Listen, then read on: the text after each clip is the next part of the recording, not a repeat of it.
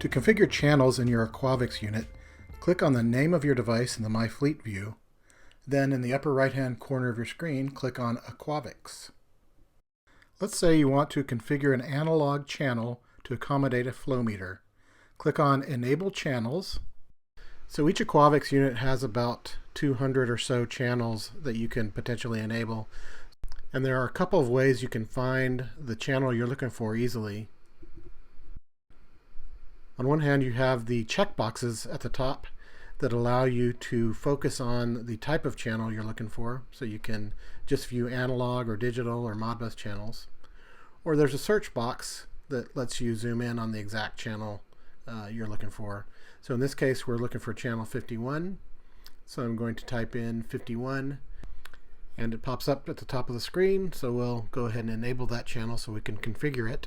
This screen shows all of the parameters that you can update for this channel. We'll go through some of the main ones. First of all, you can give the channel a name. We'll call it Flow Meter 1. You can enable or disable the channel or have it report on alarm violation.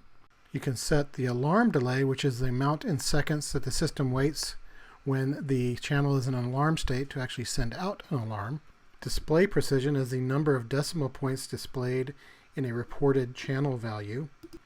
Input type is the electrical characteristics of the input. So in our case, it'll be 0 to 5 volts, but it can be 4 to 20, etc.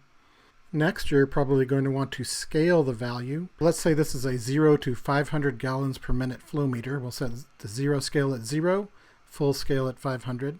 And let's say we want to alarm when the flow meter reaches 50 gallons per minute. We'll set 50 in the high alarm input. And we see that engineering units are already in gallons per minute. Those are some of the typical parameters you will need to adjust for most applications. As you can see, there are quite a few more for more specialized applications, all of which are covered in the Aquavx user manual. Now that we have configured all of the parameters we needed for this channel, we will want to send this configuration to the device from the RemoteIQ cloud. So next, click on Generate String. What this does is generate the configuration string, or the string of text the device reads to configure the channel.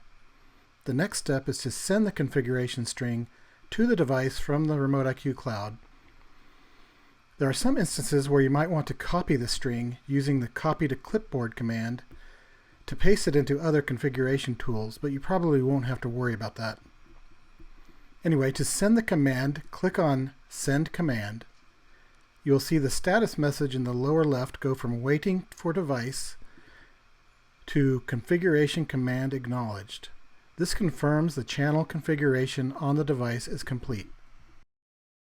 When you configure a channel on the Aquavx device, you are also configuring dashboard widgets related to that channel in the RemoteIQ interface.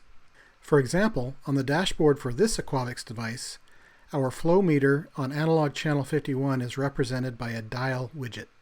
When you configure the channel, you are also setting the label on the dial, the scaling of 0 to 500 gallons per minute, and the engineering units of GPM or gallons per minute. If you go back and make changes to the channel configuration for these parameters, they will change here as well.